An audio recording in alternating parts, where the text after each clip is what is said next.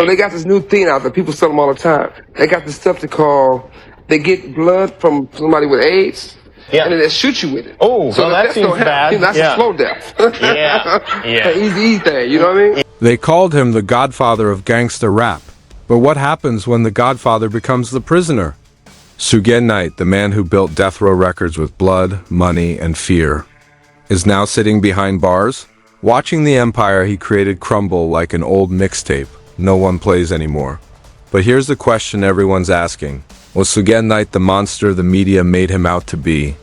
Or the victim of the very system he once controlled? Because the truth, my friends, is darker, messier, and way more dangerous than any rap lyric you've ever heard. Let's rewind the tape. Before the prison walls, before the orange jumpsuit, before the courtroom cameras, there was Marion Suge Knight, the man who didn't just run Death Row Records. He was Death Row. Back in the 90s, Suge was the face of power, fear, and luxury. He walked into award shows like a mafia boss from a hip-hop movie that never ended. The red suit, the diamonds, the security guards who looked more like soldiers, everything about him screamed, "Don't mess with me." But here's where it gets wild. Suge Knight wasn't just a music mogul. He was a myth. Some said he ran his label like a record company. Others said it was more like a criminal enterprise with platinum records. Every artist who walked through Death Row's doors knew the rules. Make hits, stay loyal, and don't ever cross Suge Knight. Because crossing Suge was like playing chess with a loaded gun, and you'd always lose. We're talking about the man who turned Dr. Dre and Snoop Dogg into global icons, but also turned the studio into a war zone of egos, power, and paranoia. Rumors flew faster than his cars. People claimed Suge had beef lists longer than the Billboard charts. And if you were on that list, your career or your life was done. But the fall didn't happen overnight. It started with that one night in Compton, 2015, the infamous Tam's Burgers hit and run. Suge, in his truck, rams through two men, one dead, one injured, and the whole thing caught on camera. The footage looks straight out of a crime thriller, except this time, it wasn't Hollywood. It was real. That was the moment the Suge Knight legend cracked, live for the world to see. Yet, even behind bars, the controversy didn't stop. Whispers began. Did Suge know too much? Was he silenced for a reason? Others said it was karma finally cashing its check. But those close to him claimed Suge wasn't done yet. He's got stories, said one anonymous source. And when he tells them, the whole rap industry will burn. And maybe that's what everyone's afraid of. Because when a man like Suge Knight falls, he doesn't fall quietly. He falls like an earthquake, taking down everything built around him. The rappers, the producers, the labels, all of them owe a piece of their fame to the man now sitting in a cell, probably staring at a wall and replaying every deal. Every betrayal, every bullet that changed hip-hop forever. But here's where it gets darker. What if prison wasn't the end of Suge Knight's story, but the beginning of his biggest scandal yet?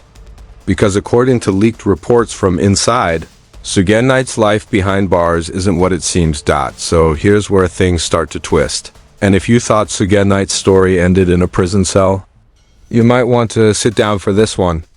Because according to sources inside California's correctional system, Suge's time behind bars is nothing like what the public imagines. Forget the cold cell and metal bed, insiders say. Suge's living more like a backroom king than an inmate, leaked reports, the kind that mysteriously disappear after hitting the internet. Claim Suge still pulls strings from the inside. How? Through favors, old connections, and loyal soldiers who owe their entire careers to him. One alleged correctional officer even told a reporter, he's got more influence behind bars than most rappers have outside. Sounds crazy, right? But with Suge, nothing's ever too crazy to believe. There are rumors that Suge still has a mini death row operating inside. Not a record label, but a network. Inmates who once worshipped his legend allegedly do his bidding, handling contraband, passing notes, sending messages to the outside world. Some even call him Warden Knight.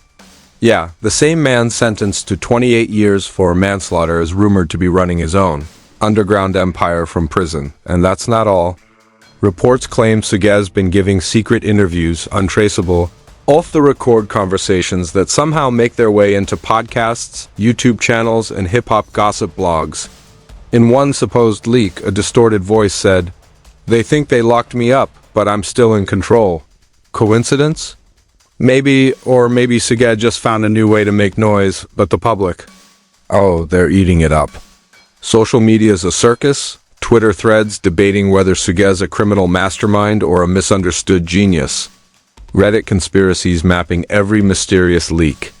TikTok edits showing his rise and fall with eerie background music. Half the internet says he deserves everything he got. The other half's calling him a victim of the system he helped build. Even other rappers have started dropping cryptic lines in their songs. Suge taught me the game, still death row forever. 28 years ain't enough to silence a boss. It's almost like his ghost is haunting hip-hop from the inside. Then comes the twist that breaks the internet. An anonymous hacker group drops what they claim is a leaked phone recording. The voice? Allegedly Suge's, the topic? The truth about Tupac's murder. In the clip, a low, calm voice says, "They'll never know what really happened." But I do. And so do they. Within hours, the clip goes viral, minus 10 million views, thousands of theories. Did Suge finally confess? Or was this another fake leak made to keep his name alive? No one knows, but one thing's certain. Suge Knight might be behind bars. But the mystery of his empire refuses to die. Because every time you think his story's over, it just rewrites itself. And just when the internet thought the storm had calmed, it got worse. Because the so-called Suge Knight prison tapes didn't just trend, they ignited a full-blown media firestorm. News outlets scrambled for credibility, podcasts milked a mystery, and hip-hop forums went into meltdown mode. Every journalist suddenly had a source, every fan became a detective, and every old death row associate got dragged back into the spotlight within days. State officials announced they were launching an internal investigation into the leaks. Translation? They were panicking. Reports hinted that Suge Knight might have been communicating with the outside world through a network of corrupt guards and lawyers, a setup that could embarrass more than a few people in high positions. The correctional department denied everything, of course, but that only fueled the flames. Because when you say no comment in Suge Knight's story, the internet hears, "We're hiding something." And the rumors kept piling on. Some claimed Suge had hidden millions from the old death row days, cash buried under fake names, offshore accounts, and shell companies. Others said those secret interviews were this video of a bigger plan. A tell-all documentary that would expose everyone who ever betrayed him, from rappers to record execs to politicians. One alleged insider told a gossip outlet, "If Suge talks, careers will end. Labels will collapse. The industry won't survive what he knows." Cue the panic. Old school rappers started deleting tweets. A few former death row affiliates went silent online. Even certain Hollywood producers, the same ones who once toasted with Suge at Grammy after parties, suddenly wanted nothing to do with his name. And then came the so-called Night Files, a collection of leaked emails claiming that Suge was being pressured to stay quiet in exchange for a transfer deal. The documents were probably fake, but the timing was perfect. Suddenly, hashtags like #FreeSUG and #The Night Conspiracy started trending. People began rewriting history, turning Suge from villain to victim, from gangsta to martyr. But let's be honest, this is Suge Knight we're talking about. The same man who once dangled a producer upside down from a hotel balcony.